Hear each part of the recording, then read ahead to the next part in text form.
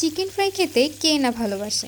আর ঘরেই যদি বানিয়ে নেওয়া যায় রেস্টুরেন্ট স্টাইলে দারুণ মচমচে চিকেন ফ্রাই, তাহলে রেস্টুরেন্টে যাওয়ার আর কি প্রয়োজন। হ্যালো, আসসালামু আলাইকুম।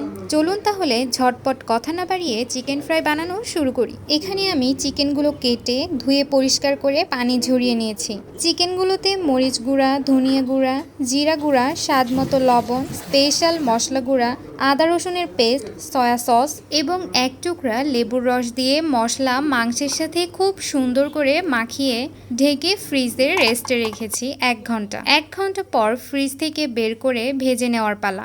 চিকেনগুলো ভাজার জন্য একটি শুকনা বলে ময়দা, চালের গুঁড়া এবং কর্নফ্লাওয়ার মিশিয়ে নিয়েছি। সাথে অন্য একটি বাটিতে পানি নিয়েছি। প্রথমে একটি চিকেনের স্লাইসকে ময়দার মধ্যে গড়িয়ে পানিতে ভিজিয়ে আবার এটাকে পানি থেকে উঠিয়ে আবার ময়দার মধ্যে চেপে চেপে মাখিয়ে নিয়েছি। আশা করি ভিডিওতে দেখে বুঝতে পেরেছেন।